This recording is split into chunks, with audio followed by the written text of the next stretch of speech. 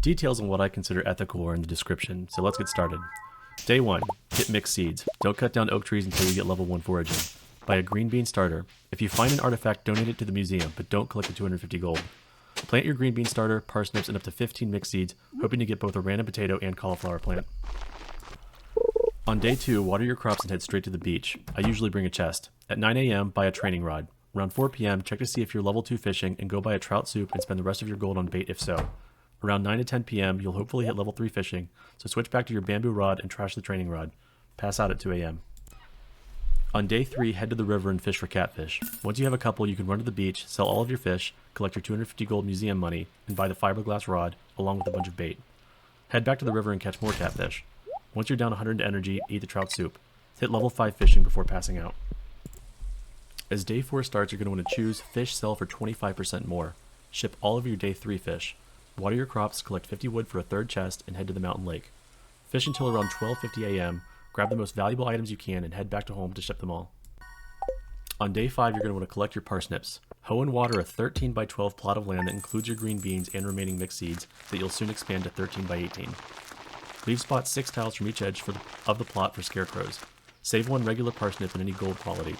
Go to Pierre's, sell your other parsnips, and purchase 232 potato seeds. You'll need 144 watered on day 5, and the remaining 88 watered on day 6. Spend remaining money on salads. Check the traveling cart every Friday and Sunday until you get both a red cabbage and garlic or their seeds. On day 6, check your daily luck. Finish planting potatoes and water all spots. Build 2 scarecrows. If luck is good and you have remaining salads, go mining. If bad, fish all day for more salad money.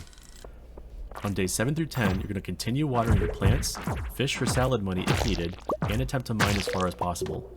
You'll want enough copper and iron ore for 5 bars each. Upgrade your pickaxe to copper as soon as possible, especially if the weather channel says it'll rain on the following day. Rainy days are for fishing catfish. Try and upgrade your pack to 24 slots. On day 11, collect 144 or more potato plants, which will get you to level 5 farming. Put them in a chest. Continue fishing and mining as needed. If you don't have a pickaxe and still haven't found an ancient seed, farm insects on levels 25 and 15 until you hopefully get one. If your weapon still sucks, buy a better one from the Adventurers Guild. On day 12, choose crop sell for 10% more. Collect all the remaining potatoes to hit level 6 farming and ship all potatoes. Upgrade your pickaxe to steel. On day 13, choose mushrooms when Demetrius asks. Begin hoeing 300-ish spots in a quality sprinkler formation. Go to the egg hunt, purchase 300-ish strawberry seeds, and win a hat. On days 14 and 15, plant all the strawberries in quality sprinkler formation, leaving room for scarecrows as needed. Spend remaining time mining as deep as possible or fishing for salad money. Day 16 is the first day all strawberries must be watered. If all strawberries were planted during a rainy day on the 14th or 15th, you can hold off until the 17th. On days 17 through 23, as quickly as you can, craft the 40-ish sprinklers you need to cover all strawberries and other plants. Then attempt to craft an additional 65-ish sprinklers. Work on upgrading your axe to steel. On day 24, you'll want to collect all strawberries. Ship them or sell them directly to Pierre. Upgrade your pickaxe to gold and purchase the 36 slot pack. Purchase 30 to 50 parsnip seeds in order to get the 5 quality parsnips. Plant them, buy salads. Around days 25 to 27, you'll want to clear out your entire farm of trees and stumps with the exception of a patch of oak trees which will be used to collect acorns. Clear out the secret forest each day. Clear out all trees in Cindersap Forest, Mountain Pass, and mountains. Get level 6 foraging. Once you have the extra sprinklers and have hit the bottom of the mines, focus on dust sprites. On day 28, collect and sell all strawberries. Continue killing dust sprites. On day 1 of summer, you're going to want to purchase about 850 blueberry seeds. They must be planted and fully watered starting on day 3. Sometime during early summer, purchase apple and pomegranate saplings and plant them on the farm. Continue farming dust sprites until you have killed 500 and have the burglar ring. If you still don't have an ancient seed, farm insects until you do and plant it with speed grow. Before the first stormy day, craft 30-ish lightning rods. Day 13 and 26 are guaranteed to be stormy. Build a silo, coop, and barn.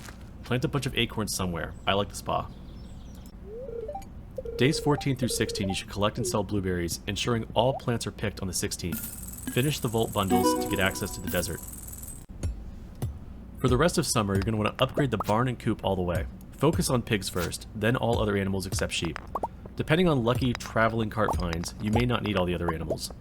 Keep doing skull cavern runs if the daily luck is okay. Pray for lots of battery packs and turn them into crystallariums, which you'll want to stick jades into. On Sundays, trade your jades for staircases. Tap all oak trees on the farm and wherever else. Be sure to grab all blueberries on the 20th, 24th, and 28th. Propagate ancient fruit into seeds, which you plant for more fruit. Bring all non-acorn tree seeds to the desert and plant for future tree genocide. Save one melon and wheat seed. Start giving people crap on their birthdays. Maybe do some of the quests you get, especially Robin's. Robin is the only person who we want to get to 6 hearts quickly. On fall day 1, you want to plant 850-ish cranberries, which must be watered on day 1, which should be easy because of your blueberries. Also plant and water a pumpkin with speed grow. On fall 2, quests become available. You must complete the following at least once each, so choose them first. During the rest of fall, plant ancient fruit in the greenhouse and fill the remaining spots with star fruit.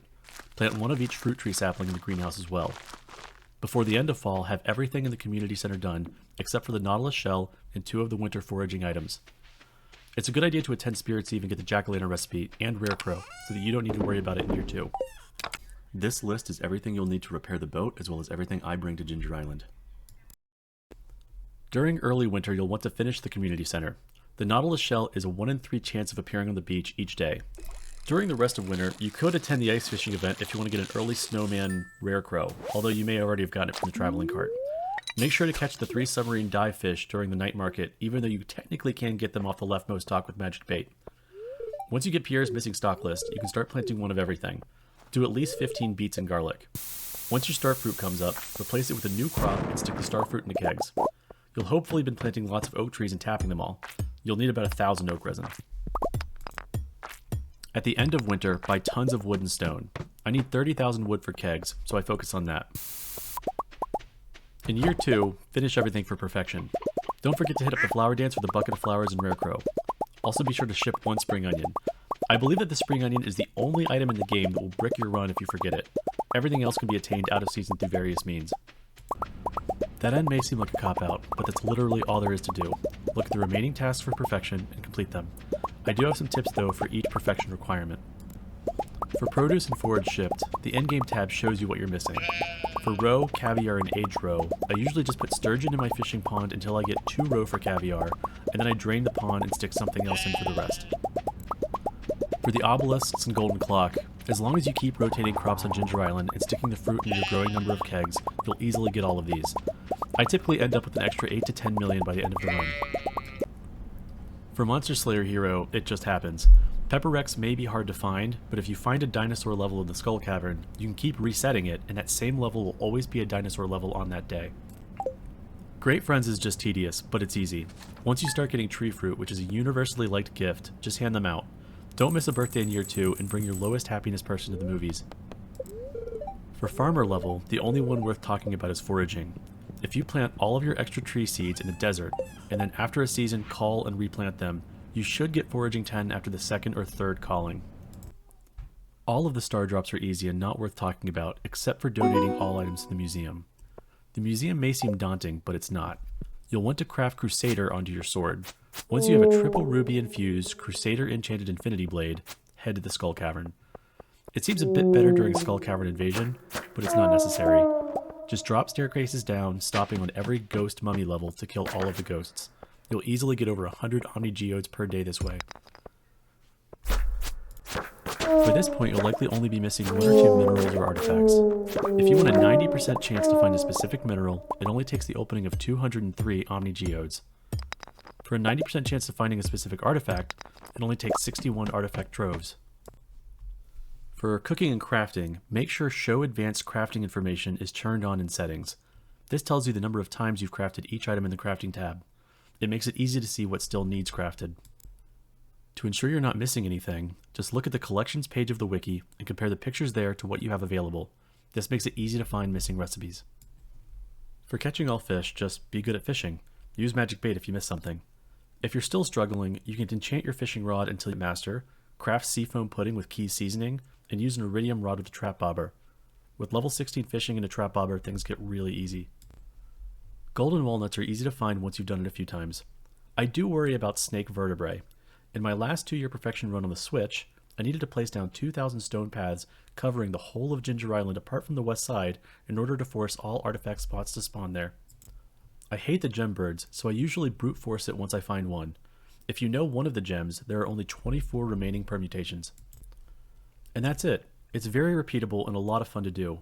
I'm happy to answer questions about the run or anything else in Stardew Valley. I may even stream the run on Twitch if there's enough interest. On a side note, I'm a software developer that recently quit my job to create my dream game. The game is tentatively called Witchwood Village. The plot is similar to Stardew Valley in that you move to a small village to help out your uncle in his restaurant delivering food. You can also help supply the restaurant through hunting, fishing, and farming.